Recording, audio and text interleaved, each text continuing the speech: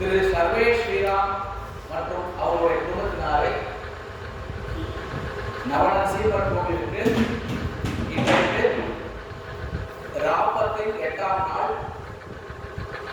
இந்த குழந்தை சர்வேஷ் ஸ்ரீராம் 9ஆம் வகுப்பு படிக்கிறார், நல்லூரில் இருக்கிறார். இவர் சுவாமி துஷ்யந்த் ஸ்ரீதருடைய சைல்ட் ப்ராடஜி சொல்லலாம். அவரை இப்போ அவர் வந்து யூத் ப்ராடஜின்னு சொல்லலாம். அந்த மாதிரியான ஒரு பர்சனாலிட்டி துஷ்யந்த் ஸ்ரீதர் சுவாமி.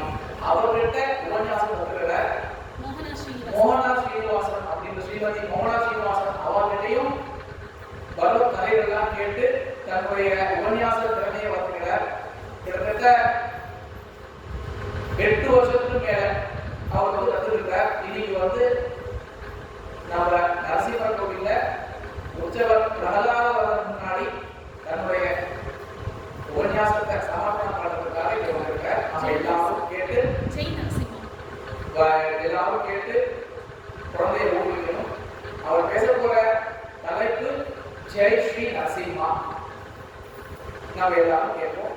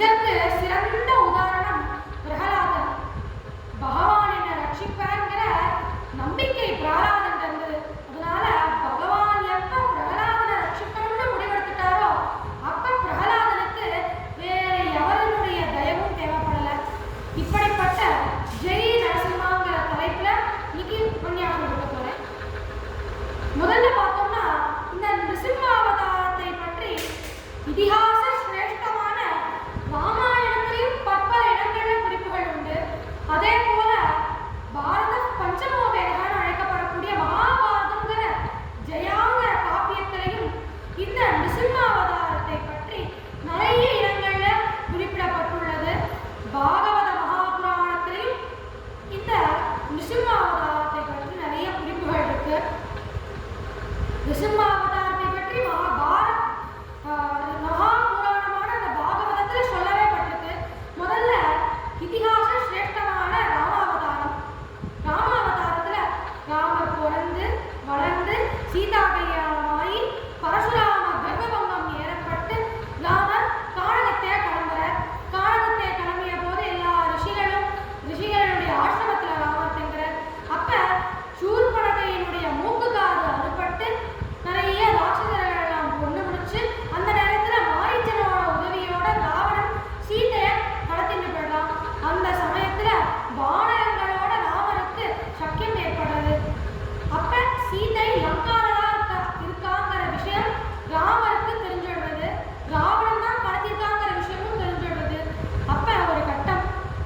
சுக்ரீவன்ட்ட ராமர் பேசுறதா ரொம்ப அழகா அமைஞ்சிருக்கு. இதுல சுக்ரீவன் சொல்றானா, நம்ம எப்படி இந்த லங்கைக்கு போய் சீதையை நம்ம கண்டுபிடிக்க போறோம், சீதையை எப்படி நம்ம மீட்க போறோமோ தெரியலையே, இந்த ராவணன் ரொம்ப பவர்ஃபுல்லான இருக்கான், நம்ம எப்படி இந்த ராவணனெல்லாம் ஜெயிக்க முடியும் அப்படின்னு சுக்ரீவன் சொன்ன சமயத்துல ராமர் சொல்றான், எனக்கு ராவணன்லாம் ஒரு பொருட்டே இல்லை, என்னுடைய அங்குஷ்டத்துல இருக்கக்கூடிய நகத்தாலே இந்த ராவணனை நான் ஜெயிச்சிடுவேன் அப்படின்னு சொல்றார். ஆண்டாள் கூட தன்னுடைய திருப்பாவையில பொல்லா அரக்கனை கிள்ளி களைந்தானே இருக்கிறார். பொல்லா அரக்கன் ராவணனை கிள்ளி களைந்தானே, தன்னுடைய நகங்களால் கிள்ளி போட்ட ராமா அப்படின்னு இருக்கிறார். ராமர் இந்த ராமாவதாரத்துல சத்திரியனா இருக்கார். பொதுவாகவே சத்திரியர்களுக்கு லட்சணம் என்னன்னா ஆயுதங்களை யூஸ் பண்ணி சண்டை போடுறதுதான். அவ நகங்களை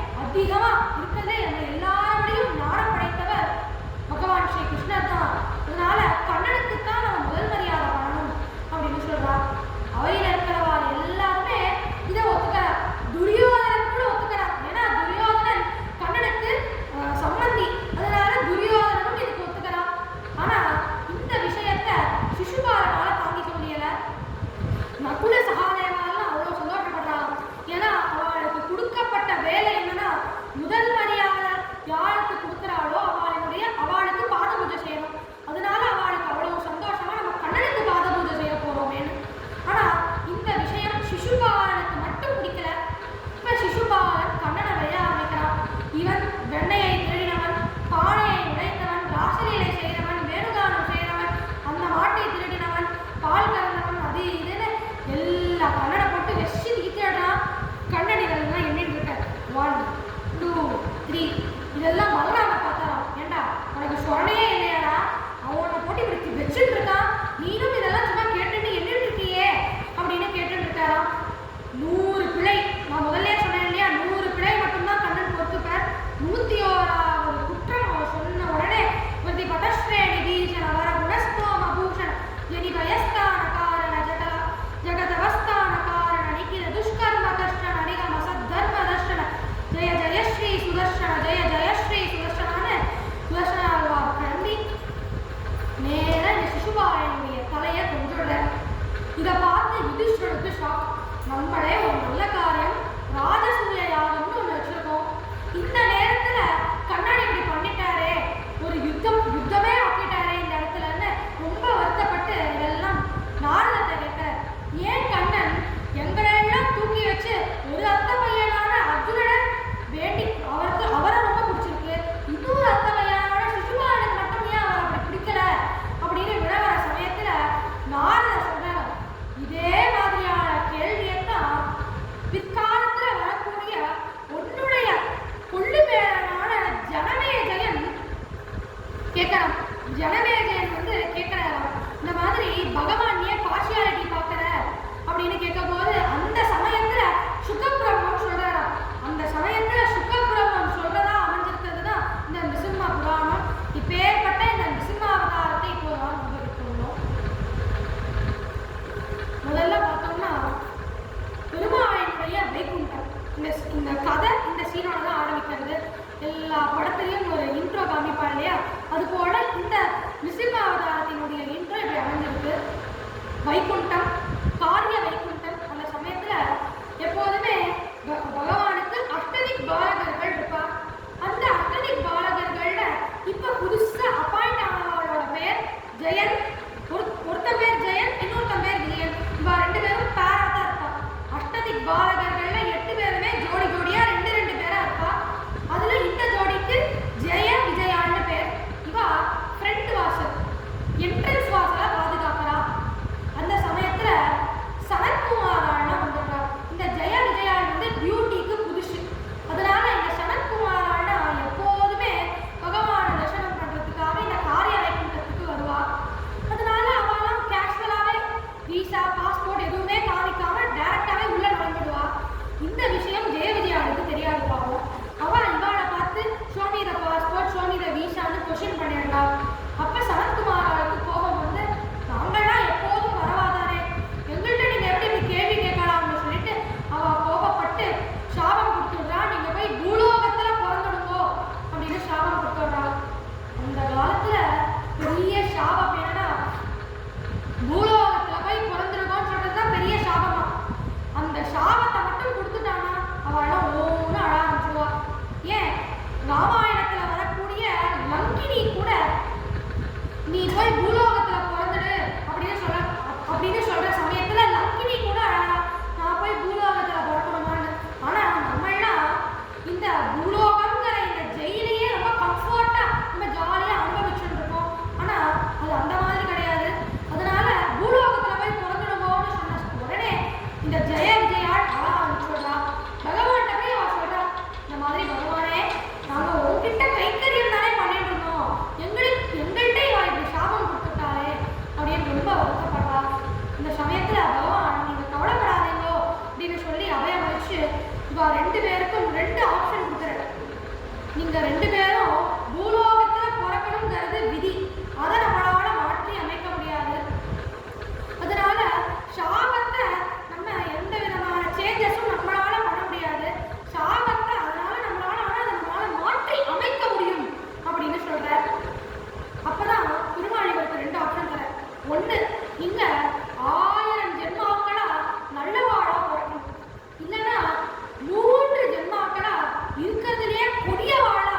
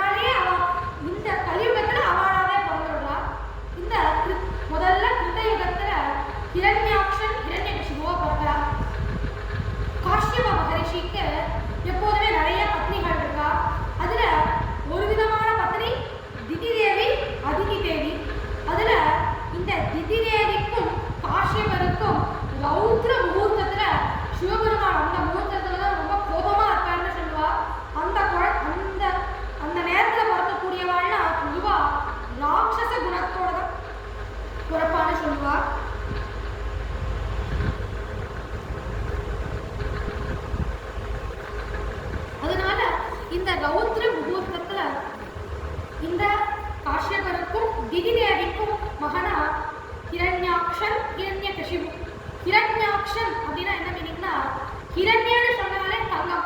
அதனால தான் ஹிரண்யவர்ணா ஹரிணின்னு நம்ம ஸ்ரீ சுகத்துல சொல்றோம். ஹிரண்யன்னு சொன்னாலே தங்கம். ஹிரண்யா ஆக்ஷன், ஆக்ஷன்னா கண்ணு. ஒருத்தருக்கு தங்க கண்ணுன்னு பேர், இன்னொருத்தருக்கு ஹிரண்ய கசிபு. இவனுக்காச்சும் கண் மட்டும்தான், இவனுக்கு கசிபு உடம்பே தங்கம். இப்படி ஹிரண்யாக்ஷன் ஹிரண்ய கசிபு இவ ரெண்டு பேரும் பார்க்கிறா. அதுல ஹிரண்யாக்ஷன் பொதுவாகவே இவாள்லாம் பிறந்த ஏரியா என்னன்னு பார்த்தோம்னா அது வந்து ஒரு சீனா பிரதேசத்துக்கிட்ட இருக்கு. இந்த காலத்துல கூட ரேசியல் டிஸ்கிரிமினேஷன்ங்கிறது இன்னி வரைக்கும் நினைச்சுதான் இருக்கு. பொதுவாகவே நம்ம இந்த வெஸ்டர்ன் கண்ட்ரீஸ்லாம் போனோம்னா அங்க இருக்கக்கூடிய பஸ்லயே பார்ட்டிஷன் இருக்கும். த பிளாக்ஸ் த ஒயிட்ஸ் அப்படின்னு இருக்கும். அதுல பொதுவா இந்த சவுத் இந்த ஆப்பிரிக்கன் சைட்ல இருக்கவா எல்லாரையுமே பிளாக் அப்படின்னு குறிப்பிடுவா. அதே மாதிரி இந்த வெஸ்டர்ன் சைட்ல இருக்கவான்னா அவளை ஒயிட்ஸ் அப்படின்னு சொல்லுவா. நம்ம இந்திய பிரதேசத்தில் இருக்கக்கூடியவா எல்லாருமே, பாரத பிரதேசத்தில் இருக்கவா எல்லாருமே ப்ரௌன்ஸ் அப்படின்னு கூப்பிடுவா. அதுபோல இந்த சீனால ஒட்டி இருக்கக்கூடிய இருக்கிறவா எல்லாரையுமே த எல்லோ அப்படின்னு கூப்பிடுவா. அதனால அவளுடைய ஸ்கின் டோனே ஒரு மாதிரி எல்லோயிஷ் டோன்ல இருக்கா. அதனாலேயே இவளுக்கு ஹிரண்யாக்ஷன், கோல்டன் கலர் கண், கோல்டன் கலர் பாடி அப்படின்னு பேர் வச்சதா சொல்லுவா. இதெல்லாம் நம்ம எடுத்துக்க வேண்டியதுதான். அதே மாதிரி பார்த்தோம்னா இந்த ஹிரண்ய கசிபு அவனுடைய பெயரை அவனே ரொம்ப அழகா சூஸ் பண்ணிட்டான். பொதுவா யாகத்துல பிரம்மான்னு ஒருத்தர் இருப்பார். இந்த பிரம்மா தான் இந்த காரியம் செய்யறது கரெக்டா, இந்த காரியம் செய்யறது தப்பாங்கிறத சரி பார்த்து ஏதாவது ஒரு தப்பு இருந்தா அந்த தப்புக்கு பிராயஷ்சித்தம் சொல்லுவார். முதல்ல இந்த காலத்துல பிரம்மாவுக்கு அது தெரிஞ்சிருக்கணும். ஆனா அதே போல அந்த யாகத்தை செய்யக்கூடியவா ஒரு 5 பேர் இருப்பா. அந்த 5 பேருக்கும் ஒரு 5 விதமான ஆசனம் இருக்கு. அந்த 5 ஆசனத்துக்கும் 5 விதமான பெயர்கள் இருக்கு. அந்த 5 ஆசனங்கள்ல ஒரு ஆசனத்துக்கு கசிபு அப்படின்னு பெயர். இந்த ஹிரண்ய கசிபு நேரா போய் அந்த ஆசனத்தில் அமர்ந்ததுனால இவனுக்கு ஹிரண்ய கசிபு அப்படின்னு பெயர் வந்ததுன்னு சொல்லுவா. எப்படி வேணாலும் நம்ம எடுத்துக்கலாம். இதுல இந்த ஹிரண்யாக்ஷன் பொதுவா எல்லாருமே பூலோகத்துல இருந்து அங்கிருந்து தொந்தரவு பண்ணுவா. இந்த ஹிரண்யாக்ஷன் ஒரு படி எக்ஸ்ட்ராவா போய் பூமிக்கே தொந்தரவு பண்ண ஆரம்பிச்சிடலாம். பூமியை நேரம் எடுத்துட்டு கவர்ந்துட்டு போய் இவன் பிரளய சமுத்திரத்துல மறைச்சிடுறான். அப்ப பிரம்மா சிருஷ்டி பண்ணிட்டு இருக்கார் பூலோகத்துல. திடீர்னு பார்த்தா பூமியை காணல. பிரம்மாவுக்கு என்ன பண்றதுன்னு தெரியல. திடீர்னு பார்த்தா பிரம்மாவினுடைய மூக்குல இருந்து ஒரு வராகம், ஒரு வைல்டு போர் வந்துடுறது. பிரம்மாவுக்கு ரொம்ப இன்சல்ட்டா படுறது. எல்லாருக்கும் முன்னாடி மூக்குல இருந்து வைல்டு போர் பன்றி எல்லாம் வந்தா நிலைமை என்ன ஆகும்? பிரம்மாவுக்கு ரொம்ப இன்சல்ட்டா படுறது. இந்த பன்றி என்னன்னு பார்த்தா அப்பதான் அவருக்கு தெரியுது நம்ம ஆராதனை பண்ணக்கூடிய பகவான் தான் இவ அப்படின்னு தெரிஞ்ச அடுத்த க்ஷணமே இந்த பன்றி வளர்றது வளர்றது வளர்ந்து நேரா வளர்ந்து அந்த பிரளய சமுத்திரத்துல இருக்கக்கூடிய அந்த பூமாதேவியை தன்னுடைய தந்தங்கள், தன்னுடைய அந்த கூர்மையா அந்த வைல்டு போயனுடைய அந்த தந்தத்தை வைத்துக் கொண்டு பூமாதேவியை அவர் கவர்ந்து வர அந்த சமயத்துல இந்த ஹிரண்யாக்ஷனை இவர் சம்ஹாரம் பண்ணிடுறார், வதம் பண்ணிடுறார். இப்படி ஹிரண்யாக்ஷன் செத்து போயிடுறான். அந்த நேரத்துல ஹிரண்யாக்ஷனுடைய மனைவிக்கு ரிஷபானு அப்படின்னு பேர். இந்த ரிஷபானு ரொம்ப வருத்தப்பட்டிருக்கார். இந்த மாதிரி என்னுடைய கணவரை அந்த பகவான் கொண்டுட்டார், அந்த விஷ்ணு கொண்டுட்டாரே அப்படின்னு அவளுக்கு ஒரே வருத்தம். கதறி அழகா இந்த ஹிரண்ய கசிபுட்ட. அப்ப ஹிரண்ய கசிபு சொல்றானா, இதை பாருங்கம்மா இதெல்லாம் கேட்டோம்னா நமக்கே ஆச்சரியமா இருக்கும். ஹிரண்ய கசிபு சொல்றான், சரீரம் வேற ஆத்மா வேற. ஆத்மா தான் நித்தியம், சரீரம் அனித்தியம். ஆத்மா ஒரு நேரத்துல ஒரு ஜென்மால ஒரு சரீரத்துக்குள்ள இருக்கும், அடுத்த ஜென்மால பகவானையும் சென்று அடையலாம், இல்லைன்னா இன்னும் ஒரு சரீரத்தை எடுத்துக்கலாம். இப்படின்னா ஹிரண்ய கசிபு வியாக்கியானம் பண்றான். இந்த இடத்துல ஹிரண்ய கசிபு நிறைய கதையெல்லாம் சொல்றதா வேற இருக்கு. இந்த கதையெல்லாம் ரிஷபானுக்கு சொல்லி எப்படியோ இந்த ரிஷபானுவை சமாதானப்படுத்திடலாம். இப்படி என்னதான் சமாதானப்படுத்தியிருந்தாலும் ஹிரண்ய கசிபுவனுடைய ஆழ் மனதுல ஒரு வெறி. என்னதான் இருந்தாலும் என்னுடைய அண்ணாவை கொண்ட இந்த விஷ்ணு, இந்த ஹரியை நம்ம ஏதாவது பண்ணியே ஆகணும் அப்படின்னு சொல்லிட்டு இவன் தபம் பண்ண போறான். இவன் தபம் பண்ணக்கூடிய அதே சைமல்டேனியஸ்ல இந்த ஹிரண்ய கசிபுவோட மனைவியான கயாத்து கர்ப்பவதியா இருக்கா. இந்த ஹிரண்ய கசிபு கடுமையா பிரம்மாவை நோக்கி தபஸ் பண்றார். இந்த பிரம்மா சிவபெருமான் எல்லாருக்குமே ஆசுதோஷி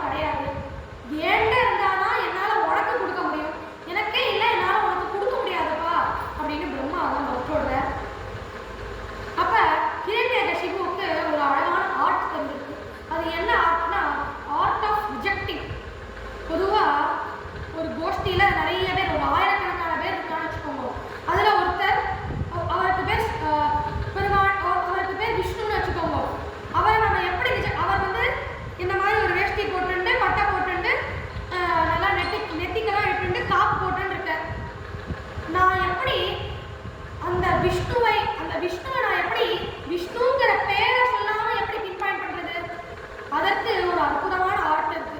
அந்த ஆர்ட்டுக்கு தான் ஆர்ட் ஆஃப் ரிஜெக்டிங்னு சொல்லுவாங்க. ஆண்கள் பெண்கள் இவாழ்ல பெண்கள் கிடையாது. சட்டை போட்டுக்க மாட்டேன், சட்டை போட்டுக்க, அதே போல பேண்ட் போட்டுக்கல, இவன் நெத்திக்கு நாமம் கட்டுக்கல அப்படின்னு சொன்னேன்னா நான் விஷ்ணுங்கிற அவரோட பெயரை சொல்லாம ஆனா அவரை பின் பாயிண்ட் பண்ணிடுறேன் இல்லையா?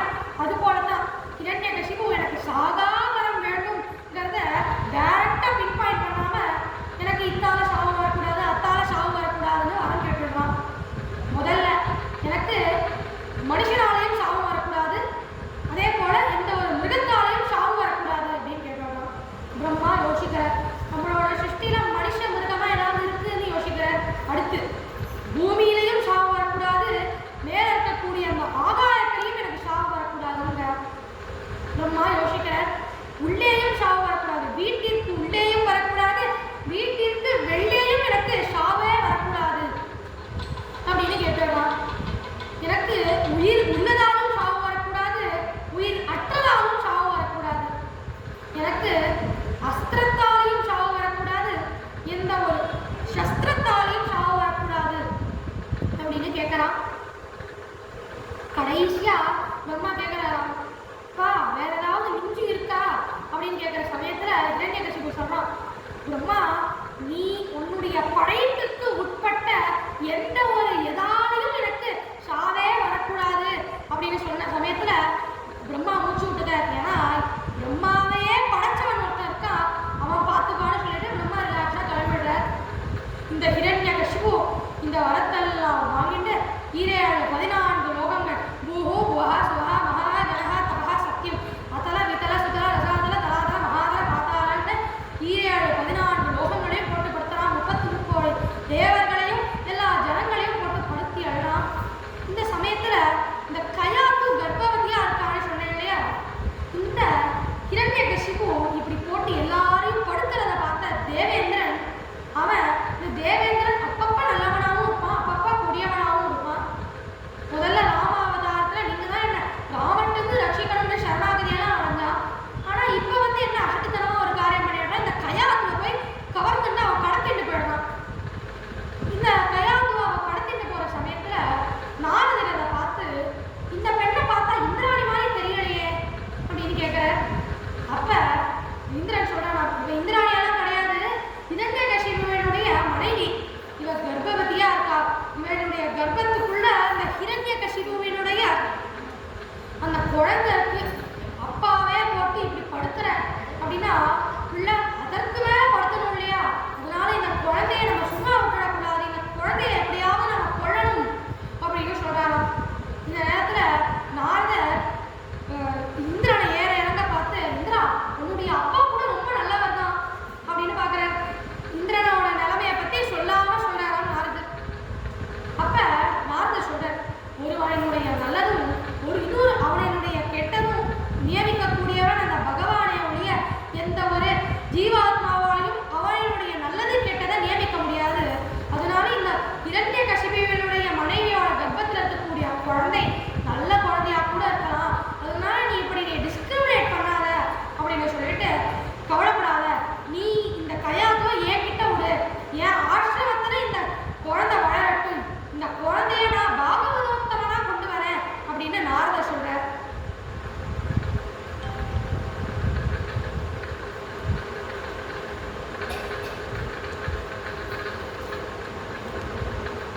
இதே போல இந்த கயாத்துவ நாரதனுடைய ஆசிரமத்துல கொண்டு வச்சுருக்க எல்லா ரிஷிகளும் கயாத்துக்கு பணிவிடைகள்லாம் செய்யறா. கயாத்துக்கு நல்லா சாப்பாடு போட்டதுக்கு அப்புறம் என்ன பண்ணுவா தெரியுமோ? உபன்யாசம் சொல்லுவா. அதான் பெரிய தப்பு. நல்லா சாப்பிட்டதுக்கு அப்புறம் உபன்யாசம் கேட்டா தூக்கம் தான் வரும். கயாத்தும் தூங்கி விளையாடா. பொதுவா இந்த திருப்பாவையில இருக்கக்கூடிய 10ஆம் பாசுரத்துல சொல்லுவாராம்,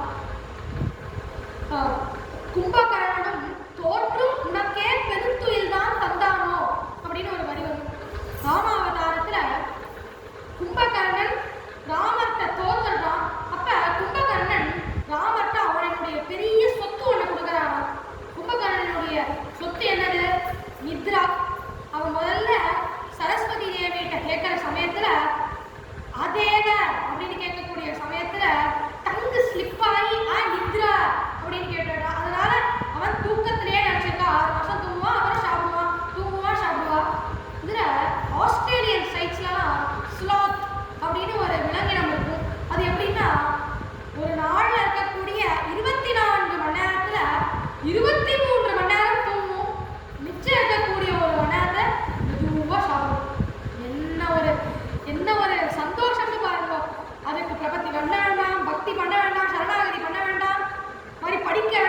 எதுவுமே பண்ண வேண்டாம், ஜாலியா தூங்கலாம், சாப்பிடலாம். அது போல இந்த கும்பகர்ணனுக்கு அவனுடைய பெரிய சொத்து தூக்கம். இந்த தூக்கத்தை கொண்டு போய் ராமர்கிட்ட கொடுத்துடுறான். ராமர் தூக்கத்தை வச்சு என்ன செய்வார்? அதனால அந்த தூக்கத்தில் இருக்கக்கூடிய 99% இந்த 10ஆம் பாசுரத்தில் இருக்கக்கூடிய பெண்ணை கொடுத்துடுறார். அதனால தான் ஆண்டாள் எழுப்ப எழுப்ப அந்த பெண் தூங்கிட்டே இருக்கா. அது சரி, 99% அந்த பெண்ணிட்ட கொடுத்துடுறார். மிச்சம் இருக்கக்கூடிய 1% என்ன ஆயிடுச்சுன்னு பார்த்தோம்னா, யாரெல்லாம் உபன்யாசம் கேட்கிறாளோ அவள்கிட்ட கொடுத்துடுறாளோ. அதனால கவலைப்படாதீங்க, நல்லா தூக்கம் வரும். அதே போல நாரதரும் உபன்யாசம் பண்ற. கயாத்து அப்பதான் நல்லா சாப்பிட்டுருக்கா, தூங்கிடுறா. என்னதான் கயாத்து தூங்கினாலும் கயாத்துவினுடைய கர்ப்பத்தில் இருக்கக்கூடிய அந்த சிசு நாரதர் சொல்லக்கூடிய அந்த கதைகளை கேட்கலாம். இந்த நேரத்தில் நம்ம எல்லாரும் புரிஞ்சுக்கணும். எல்லா ஸ்திரீகளும் கர்ப்ப காலத்தில் இருக்கக்கூடிய அந்த சமயத்துல நல்ல விஷயத்தையே கேட்கணும். ஏன்னா அந்த விஷயங்கள்லாம் தாய் மூலமா போய் அந்த ஷேய்க்கு உதவி செய்யுது. அதனால தான் அபிமன்யு கூட சக்கர வியூகத்துக்குள்ள எப்படி பிரவேசிக்கணுங்கிற விஷயத்த அபிமன்யு இந்த ஒரு வழி மூலமா தான் கத்துக்கினான். அதனால எப்போதுமே நம்ம நல்ல விஷயத்தை கத்துக்கணும். அது முக்கியமா கர்ப்ப காலத்துல இருக்கும்போது நல்ல விஷயங்களை கேட்கணும்னு சொல்லுவா. அது போல இந்த கயாவும் நல்ல விஷயங்களை கேட்டதுனால உள்ள இருக்கக்கூடிய அந்த குழந்தையான பிரகலாதனும் நல்ல விஷயங்கள்லாம் பிறக்கிறதுக்கு முன்னாடியே கேட்கிறான். இந்த குழந்தை பிறந்த உடனே நாரதர் இந்த குழந்தைக்கு பிரகலாதன் அப்படின்னு பேர் வைக்கிறார். அப்பதான் ஹிரண்யகசிபு எல்லாரையும் போட்டு கொடுத்துட்டு நாரதத்தை குழந்தைய வாங்கிக்கிறார். இந்த ஹிரண்யகசிபுவுக்கும் தன்னுடைய குழந்தையான பிரகலாதன் மேல அப்படி ஒரு ஆசை. என்னதான் அவனுக்கு ஆசை இருந்தாலும் அது ஒரு என்ன சொல்றது, கொடிய விதமான ஒரு ஆசைக்கு போயிடுறது. கடைசியில என்னதான் ஹிரண்யகசிபுவுக்கு குழந்தை மேல ரொம்ப ஆசை. இந்த குழந்தைக்கு நம்ம எப்படியாவது நம்மளுடைய அருமை பெருமைகள் எல்லாம் புரிய வைக்கணும். நம்மளுடைய அஷ்டோத்திர சதநாமாவளியெல்லாம் இந்த குழந்தைக்கு நம்ம சொல்லி தரணும். நம்மளுடைய சாஸ்திர நாமத்தையும் இந்த குழந்தைக்கு சொல்லி தரணும்னு சொல்லிட்டு சண்டன் அமர்க்கன் அப்படின்னு 2 டீச்சர்ஸை கூப்பிடுறா. இந்த 2 டீச்சர்ஸை கூப்பிட்டு சிலபஸை கொடுத்துடணும். ஹிரண்யாய நமக, இதான் சிலபஸ். நீங்க என்ன பண்றீங்களோ தெரியாது, 1 month டைம் கிராஷ் கோர்ஸ் மாதிரி நீங்க பண்ணிடுங்க. என்னுடைய நாமாவளி, என்னை பத்தி என்னை புகழ்ந்து சொல்லணும். இதெல்லாம் என்னுடைய குழந்தைக்கு நீங்க சொல்லி கொடுத்துருங்கோ. இருக்கக்கூடிய எல்லா குழந்தையையும் ஹிரண்யாய நமகன்னு சொல்ல வச்சுடுங்க அப்படின்னு இந்த சண்டன் அமர்கண்ட ஹிரண்யகசிபு ஆர்டர் போட்டிருந்தான். அதே போல இந்த பிரகலாதன் சின்ன வயசுலயே தன்னுடைய தாயினுடைய கர்ப்பத்திலேயே பகவானினுடைய நாமாவை கேட்டதுனால இப்ப அந்த குழந்தையினுடைய மனசுல அந்த நாம ஆழ்ந்து பதிஞ்சிருக்கு. அதனால இந்த சண்டன் அமர்கன் எல்லாரும் ஹிரண்யாய நமக அப்படியே சொன்னா அவன் ஒன்னமோ நாராயணாய நமக அப்படின்னு அந்த குழந்தை சொல்றது. சண்டன் அமர்கனுக்கு என்ன பண்றதுன்னே தெரியல. இவா ரெண்டு இந்த சண்டன் அமர்கன் பொதுவா எப்ப கிளாஸ் வைப்பானா 8 மணிக்கா வைப்பா. எல்லா குழந்தைகளுக்கும் 8 மணிக்கு கிளாஸ்னு அனௌன்ஸ் பண்ணிட்டு அவ கிளம்பிடுவா. காலையில 8 மணிக்குன்னு சொல்லிட்டு இந்த பிரகலாதன் என்ன பண்ணிடுவான், எல்லா குழந்தைகள்டையும் உங்களுக்கு காத்தால 5 மணிக்கு நீங்க ஒரு காரியமா வந்துடுங்கோ, ஆத்தங்கரை கிட்ட வந்துடுங்கோ அப்படின்னு சொல்லிடுவான். அந்த குழந்தையையும் பிரகலாதன் எழுப்பி 5 மணிக்கே குழந்தைங்கரையிட்ட கூட்டிட்டு வந்து இந்த சண்டன் அமர்க்கன்னா ஹிரண்யாய நமகன்னு சொல்றதுக்கு முன்னாடியே பிரகலாதன் மற்ற குழந்தைகளுக்கு நாமெல்லாம் போட்டு நாராயண நாமம் தான் உயர்ந்ததுன்னு சொல்லிட்டு உபன்யாசமே பண்ணிடலாம். இந்த குழந்தைகள் எல்லாம் நாராயண நாமம் தான் உயர்ந்தது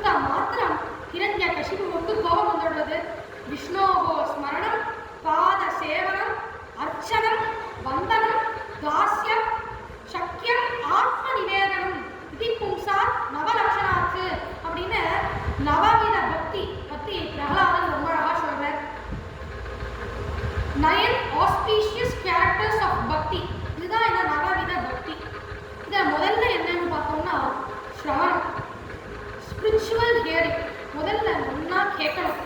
நம்மளுடைய பரம்பரையே பார்த்தோம்னா கேட்டு நம்மளுடைய சம்பிரதாயமே கேட்டு வளர்ந்த சம்பிரதாயம் தான். அதனால முதல்ல குட் லிசனர்ஸ் இருக்கணும். அதனால தான் நவவித பக்தியிலேயே முதல்ல இந்த ஸ்ரவணம்ங்கிறது வந்திருக்கு. ஏன் அர்ஜுனன் கேட்கிற, கண்ணன் சொல்றார். அர்ஜுனன் கேட்டு வந்ததுதான் நமக்கு பகவத்கீதை. அதே போல வைசம்பாயன சொல்லி ஜனமேஜயர் கேட்ட, அப்பதான் நமக்கு மகாபாரதம் வந்தது. இப்படி நம்மளுடைய சம்பிரதாயமே கேட்டு, யுதிஷ்டிரன் வந்து கேட்ட, பீஷ்மர் சொன்னார், வந்ததுதான் விஷ்ணு சஹஸ்ரநாமம். இப்படி கேட்டு கேட்டு கேட்டு வளர்ந்த சம்பிரதாயம். அதனால முதல் இம்பார்ட்டன்ஸ் ஸ்ரவணத்துக்கு தான் உண்டு. பகவானே இந்த ஸ்ரவணத்தினுடைய இம்பார்ட்டன்ஸை உணர்த்தணுங்கிறதுக்காக ராமாவதாரத்துல விஸ்வாமித்ரர் காகபக்ஷதரம் வீரம் ஜேஷ்டம் மே ஜாதுமர்ஹசின்னு ராமனை ஆட்டகா வதத்திற்காகவும் யாக சம்ரட்சணைக்காகவும் கூட்ட சமயத்துல ராமர் விஸ்வாமித்ரர் சொன்ன பற்பல கதைகளை கேட்டாராம். இத சுவாமி வேதாந்த தேசிகரே தன்னுடைய ரகுவீர கத்தியத்துல குஷிக சுத கதித விதித நவவிவித கதை அப்படின்னு இருக்கிறார். குஷிக சுதனான அந்த விஸ்வாமித்ரர் சொல்லி விதித நவவிவித கதை, விதவிதமான பல பல கதைகளை கேட்ட, 9 கதைகளை கேட்ட அப்படின்னு சொல்லுவார். அதாவது இப்படிப்பட்ட இந்த கதைகளெல்லாம் கேட்கணும். இதுதான் ஸ்ரவணம். அடுத்து கீர்த்தனம். ஆண்டாளே திருப்பாவையில வாயினால் பாடி அப்படின்னு எடுக்கிறா. முதல்ல நம்ம கேட்கணும். அடுத்து பகவானினுடைய நாமாவை நம்ம வாயினால் பாடணும். மீராபாய், ஆண்டாள், நாமதேவர், துக்காராம், ஜெயதேவர் போன்றவா எல்லாருமே பகவானினுடைய நாமாவை கீர்த்தனமா பாடியிருக்கா. அதனால கீர்த்தனத்திற்கு அடுத்த இம்பார்ட்டன்ஸ் கொடுக்கப்பட்டிருக்கு.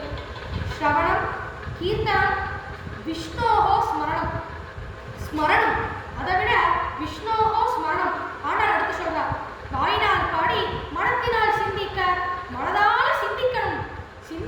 எவ்வளவுக்கு எவ்வளவு நம்ம சிந்திக்கிறோமோ அவ்வளவுக்கு அவ்வளவுதான் நம்மளுடைய பக்தியானது பெருகும். ஒரு கோயிலுக்கு போறோம், பகவானை நம்ம பார்க்கிறோம், கண்ணார கண்டு பார்க்கிறோம். அடுத்து நம்ம ஆத்துக்கு வந்தபோது அந்த திருமேனிய சேஷாதி பாத வர்ணனையா நம்ம பாதாதி சேஷமா நம்ம மனசுல சிந்திச்சு பார்க்கணும். அதுதான் விஷ்ணோஹோ ஸ்மரணம். அடுத்து பாத சேவனம். விஷ்ணுவினுடைய திருவடியை நம்ம வணங்கணும். ஆண்டாள் கூட இதை பத்தி திருப்பாவையில ரொம்ப அழகா சொல்லியிருக்கா. பாத சேவனத்தினுடைய உயர்வை பத்தியும் சொல்லியிருக்கா. இந்த பாத சேவனத்திற்கு சிறந்த உதாரணம் பரதாழ்வார். பரதன் ராமர் கிளம்பின அந்த சமயத்துல கூட அப்ப அந்த ராமரினுடைய அந்த பாதுகைகளை ராமர்கிட்ட வாங்கிட்டு நந்தி கிராமத்துல 14 வருஷங்கள் ராமர் எப்படி எல்லா சுகங்களையும் தியாகம் செய்தாரோ அதுபோல பரதனும் 14 வருஷம் எல்லா சுகங்களையும் தியாகம் செய்து மர உரி அணிஞ்சுட்டு இந்த ராமரினுடைய அந்த திருவடிக்கு பாத பூஜை செய்தார். அதனால பாத சேவனத்திற்கு அப்படிப்பட்ட ஒரு உயர்வு. அதே போல மகாபாரதத்துல கண்ணன் இந்த ராஜசூய யாகம் நடந்ததுன்னு முன்னாடி சொன்னேன் இல்லையா, 30 நிமிஷத்துக்கு முன்னாடி. அதே இந்த ராஜசூய யாகத்துல பார்த்தோம்னா கண்ணன் வந்து யுதிஷ்டன்ட்ட கேட்பார், நீ பெரிய காரியம் நடத்துறப்பா இந்த ராஜசூய யாகத்துல நான் என்ன வேலை பார்க்கறது அப்படின்னு கேட்ட சமயத்துல யுதிஷ்டன் கேட்கலாம், சுவாமி நீங்க போய் இப்படி கேட்கலாமா? நாங்க தான் உங்கள்கிட்ட கேட்கறோம், நாங்க என்ன வேலை பார்க்கறது, நீங்க போய் எங்கள்கிட்ட இப்படி கேட்கலாமா அப்படின்னு கேட்ட சமயத்துல அப்ப கண்ணன் சொல்றாரு, சரி சரி அப்படின்னா உங்களுடைய ராஜசூய யாகத்தை பார்க்கணுங்கிறதுக்காக எத்தனையோ வித்வான்கள் நிறைய படித்த பண்டிதர்கள்லாம் வந்திருப்பா. அவளுக்கெல்லாம் நான் பாதாபிஷேகம் செய்யணும்னு ரொம்ப ஆசைப்படுறேன்னு பகவானே அவர் எடுத்த அவதாரமான அந்த கிருஷ்ண அவதாரத்துல பாத சேவனத்தினுடைய அந்த உயர்வை பத்தி சொல்லியிருக்கார். ஸ்ரவணம், கீர்த்தனம், விஷ்ணோஹோ ஸ்மரணம், பாத சேவனம், அர்ச்சனம். நம்மளுடைய ஆச்சாரியாள்னா எத்தனையோ அஷ்டோத்தர சதநாமாவளி ஆகட்டும், எத்தனையோ சாஸ்திரநாமங்கள், விஷ்ணு சஹஸ்ரநாமம், சிவ சஹஸ்ரநாமம், லலிதா சஹஸ்ரநாமம், எத்தனையோ சஹஸ்ரநாமங்களை நமக்கு கொடுத்துருக்கா. அந்த சஹஸ்ரநாமங்களை நம்ம அர்ச்சனை செய்யணும். பகவானினுடைய அந்த திருவடியை நினைத்து அர்ச்சனம் செய்யணும். அதாவது அந்த அர்ச்சனை செய்யற சமயத்துல ஒவ்வொரு நாமாவையும் நம்ம அனுபவிச்சு அர்ச்சனை செய்தோம்னா அதனுடைய பலனே உயர்ந்தது. இப்ப ஸ்ரவணம், கீர்த்தனம்,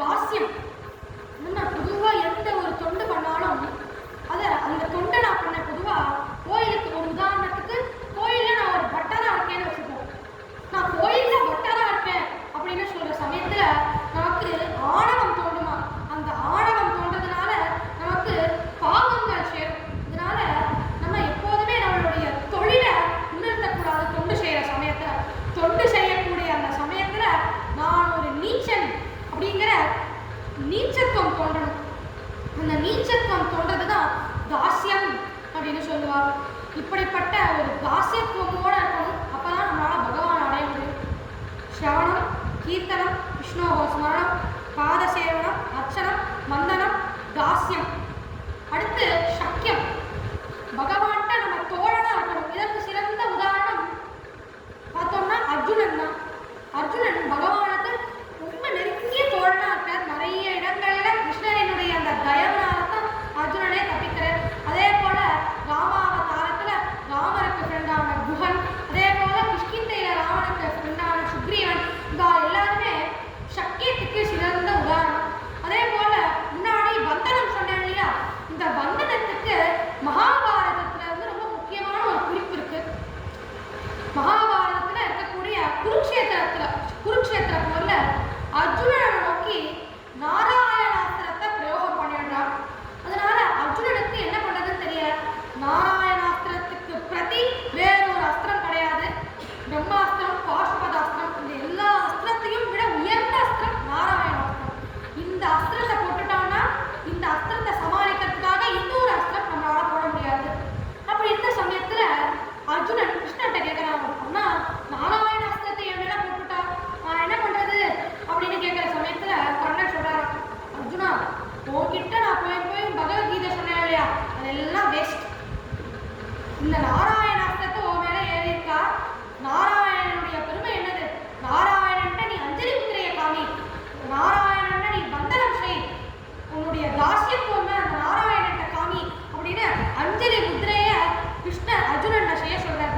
அப்ப அர்ஜுனனும் கை கூப்பி அந்த நாராயணாஸ்திரத்தை வணங்கின சமயத்துல நாராயணாஸ்திரம் யூட்டர்ன் எடுத்துன்னு மறுபடியும் பழகிறது. இப்படி வந்தனத்தினுடைய பெருமையும் அப்பேற்பட்டது.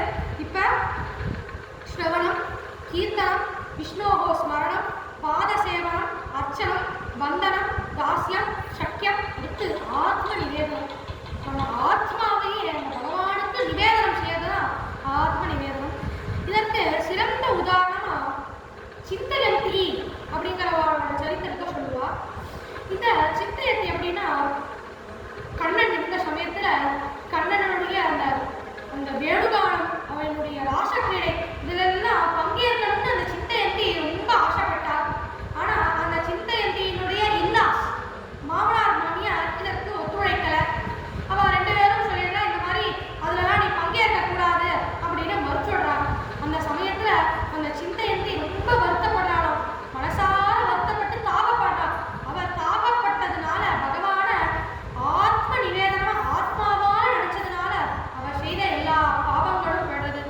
அப்படி மனமுருக நினைத்த சமயத்துல அவள் என்னெல்லாம் அவளுக்கு ஆனந்தம் கிடைத்தது. எப்ப அவளுக்கு ஆனந்தம் கிடைத்ததோ அவள் செய்த எல்லா புண்ணியங்களும் அவளை விட்டு போயிடுறது. எப்ப பாவமும் இல்லை புண்ணியமும் இல்லையோ account balance zero. Account balance zero ஆனால் தான் நம்மளால வைகுண்டத்துக்கு போக முடியும். அதனால அவளுக்கு வைகுண்ட பிராப்தி கிடைத்ததுன்னு நவவித பக்தியை பற்றி ரொம்ப உயர்ந்து சொல்லுவா. இப்பேற்பட்ட நவவித பக்தி செய்தோம்னா பகவான் அடையிறது நிச்சயம். இப்படி இப்ப நம்ம விட்ட இடத்த பிடிக்கணும். எங்க விட்டோம்? இதெல்லாம் பிரகலாதன் ஹிரண்யகசிபுட்ட சொல்றான். அப்ப இந்த நவவித பக்தியையும் ஹிரண்யகசிபுட்ட சொன்ன உடனே ஹிரண்யகசிபுவுக்கு வந்தது போகும். எப்பா நான் ஒன்ன என்னுடைய நாமாவினுடைய பெருமையை பத்தி கத்துக்கணும்னு அமைச்சா போய் அந்த ஹரிநாமத்தை பத்தி நான் கத்துப்பேன்னு சொல்லிட்டு ஹிரண்யகசிபு இந்த குழந்தைய எப்படியாவது தொட்டுடுங்கோ அப்படின்னு சொல்லிட்டு நிறைய ஆர்டர்லாம் பாஸ் பண்றார். ஃபர்ஸ்ட் இந்த குழந்தைய கொண்டு போய் நீங்க நெருப்புல போட்டுடுங்கோ அப்படின்னு சொல்றாரு. அப்ப பிரகலாதன் சொல்றாரு, நெருப்பே உனக்கு சுடணுங்கிறது உன்னுடைய குணம். அதே போல அந்த பகவானுக்கு தயை, அவனுக்கு அனுகிரகம் பண்றதே அவனுடைய குணம். உன்னுடைய குணத்தையும் தாண்டி பகவான் எனக்கு அனுகிரகம் பண்ணுவார்ங்கிறது சத்தியமானா இந்த தீயானது எனக்கு குளிரட்டும்னு வேண்ட அடுத்த சமயம் அந்த தீயானது அவருக்கு வோல்டாஸ் ஏசி மாதிரி போடுறது. அடுத்து யானை காலடியில போட்டு மிதிக்கணும்னு சொல்றா. அந்த யானைகள்லாம் ஓடோடி வளர்ந்து இந்த பிரகலாதனை மிதிக்கணுங்கிறதுக்காக. அப்ப பிரகலாதன் சொல்றா, யானையே நீ என்ன மிதிக்கலாம், அதுல எந்த ஒரு ஆட்சேபமும் நான் சொல்லல. ஆனா என்னுடைய மனசுக்குள்ள இருக்க அந்த பகவான், அந்த ஹரி, உங்களுடைய முன்னோரான அந்த கஜேந்திரன் பண்டொரு நாள் ஆதி மூலமே அப்படின்னு கோஷம்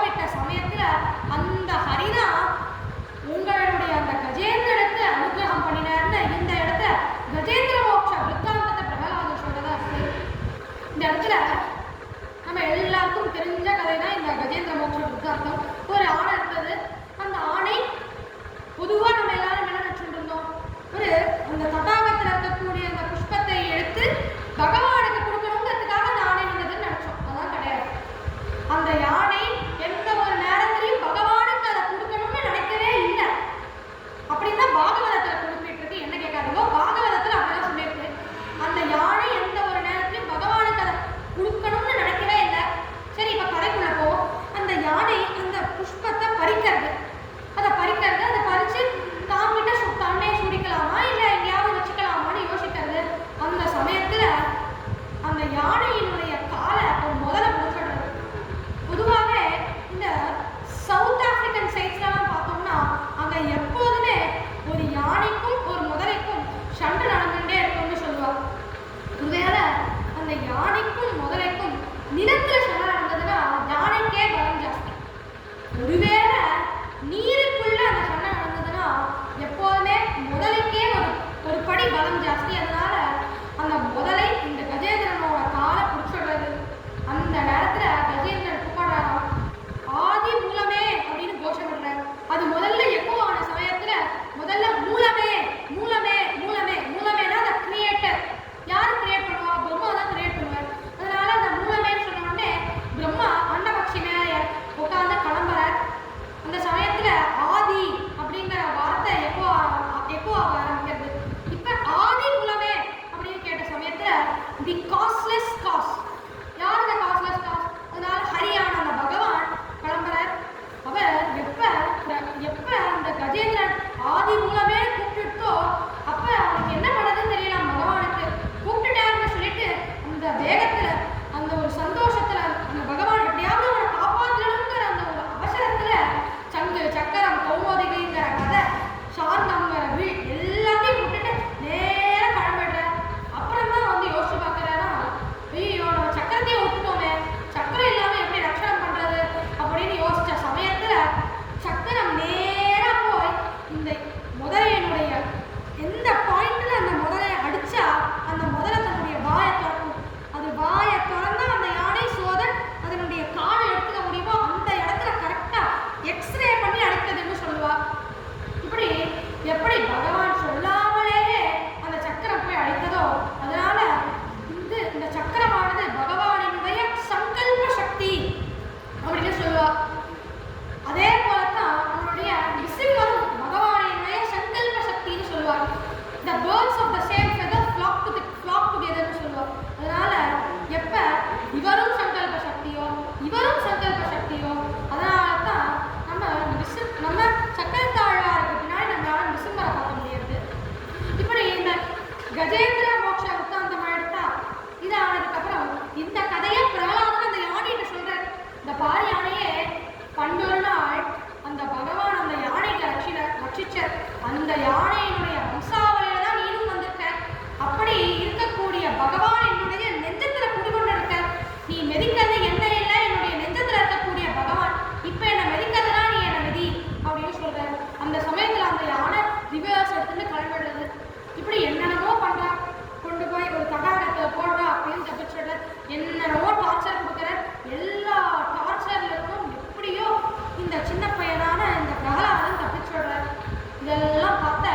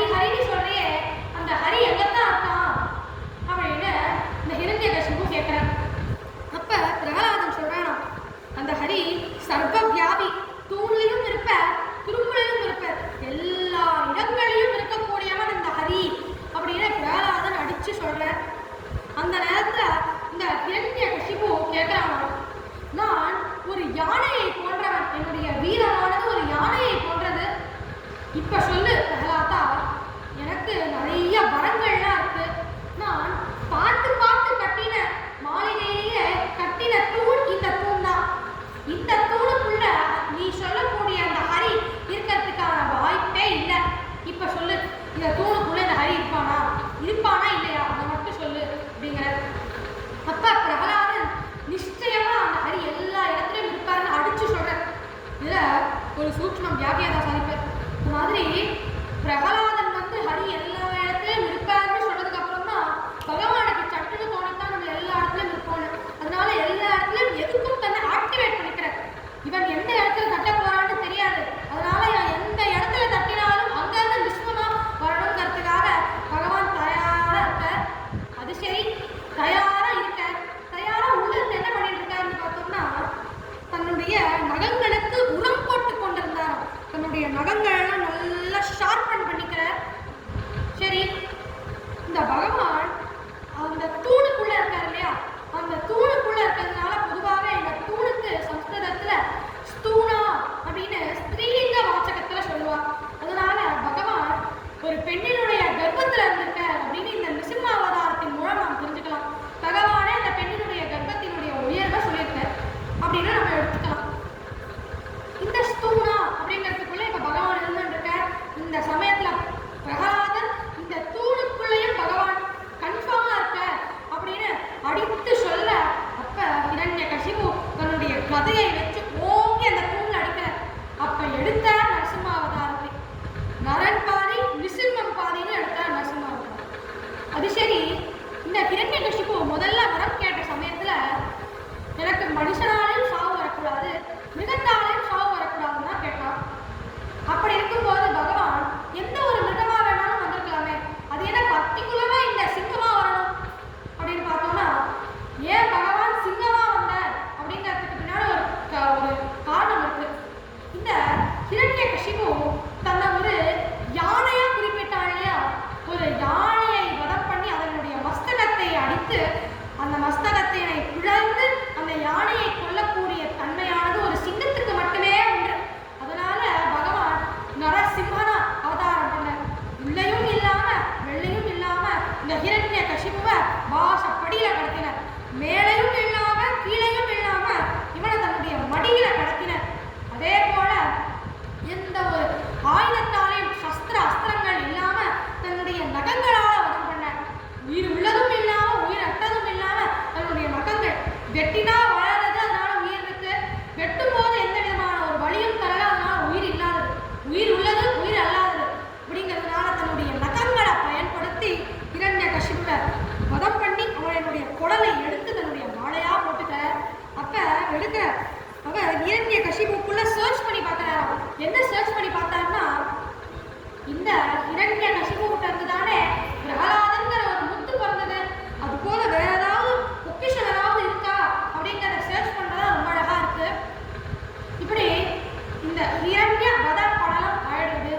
இதெல்லாம் ஆனதுக்கு அப்புறம் மகாலட்சுமி தாயார் எப்போதுமே பெருமாளினுடைய பக்ஷஸ்தலத்துல தானே இருப்பார். தாயார் சொல்லிட்டா, நீங்க என்னதான் இருந்தாலும் ஹிரண்யகசிபுவுக்கு ஒரே ஒரு சான்ஸ் கொடுத்துருக்கலாம், அவனை நீங்க திருந்தறதுக்கு ஒரு வாய்ப்பு கொடுத்துருக்கலாம் அப்படின்னு சொல்லிட்டு கோச்சிண்டு தாயார் கீழே இறங்கிடுறார்.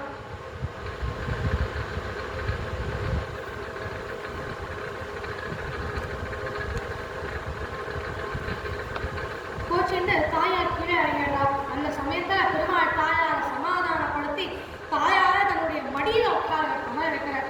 அதனால தான் அவர் எடுத்த அடுத்த அவதாரமான ராம அவதாரத்துல ராவணனை பார்த்து என்ன சொல்றாரு, இன்று போய் நாளை வா அப்படின்னு ஒரு சான்ஸ் கொடுக்குறாரு. அதே போல கிருஷ்ணாவதாரத்துல சிசுபாலனுக்கு 100 சான்ஸ், அவருக்கு இன்ட்ரெஸ்ட் வச்சு நிறைய சான்ஸ் கொடுத்துட்டார்.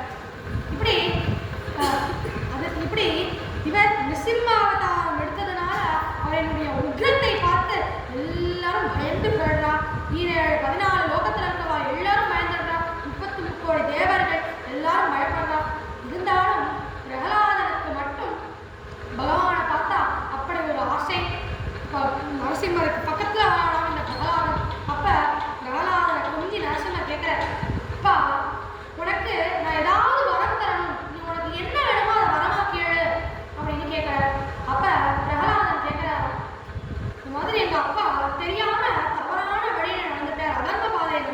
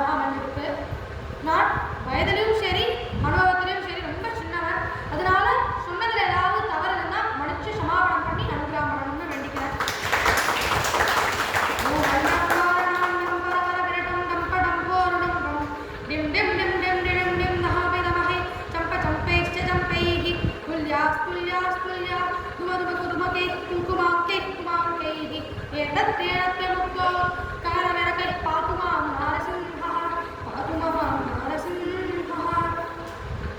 ஸ்ரீ குருபியோ நமः. ஸ்ரீமதே நிகமாந்த மகாவிஷ்ணு.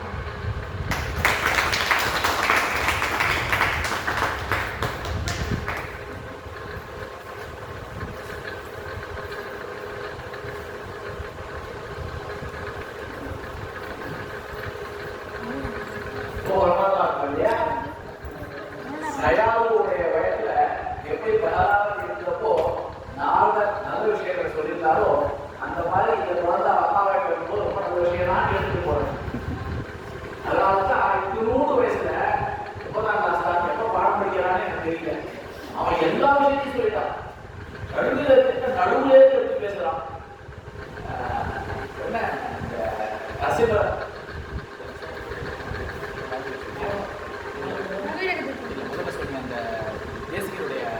காமாசி காஷ்டகம் சொல்லிட்டு அதுக்கப்புறம் ரவிவர் நடுவு சொல்லி ராமாயணத்தை கொண்டு மகாபாரதத்துக்குள்ள போய் ஸ்ரீமத் பாகவதம் போய் எல்லாத்தையும் டெஸ்ட் பண்ணியாச்சு. இன்னும் எவ்வளவு விஷயம் தெரிஞ்சுட்டாங்க இந்த வயசுல. எல்லா பேரும் தெரிகிறது, எல்லா விஷயமும் தெரியுது. அதை ஆசியமா சொல்ல தெரிகிறது. ஆசியமா சொல்றதுக்கு முதல்ல சப்ஜெக்ட் கையில வரணும். எவ்வளவு சப்ஜெக்ட் கையில வந்தாலும் அதை ஆசியம் உள்ள போட முடியும். ஏன்னா அப்பதான் பயம் முதல்ல போடும் பேசும்போது ஆசியம் பண்ணணும். ரொம்ப பிரமாதமா இருக்க குருவுக்கு நல்ல சிஷியனா வருவான்னு கண்டிப்பா தெரிகிறது. இந்த குழந்தைக்கு நரசிம்மர் அவன் மையமான சொன்ன மாதிரி நரசிம்மர் முடிவு பண்ணியாச்சுன்னா தடுக்க முடியாது. அந்த மாதிரி இந்த நரசிம்மருடைய சன்னதியில இந்த குழந்தை நமக்கு எல்லாருக்கும் நல்ல விஷயங்களை நல்ல சந்தோஷமா சொல்லியிருக்கார். அதனால நரசிம்மர் நிறைய ஞானத்தை கொடுக்கணும். இன்னும் நிறைய இந்த மாதிரியான விஷயங்களை நம்மள மாதிரியான ஜனங்களுக்கு கொண்டு போய் சேர்த்து எல்லாருக்கும் ஞான ஒளியை ஏற்கணும். அதுக்கு நரசிம்மருடைய அனுகிரகம் நிறையா கிடைக்கணும் அப்படின்ட்டு குருவோட முன்னிட்டு நரசிம்மரை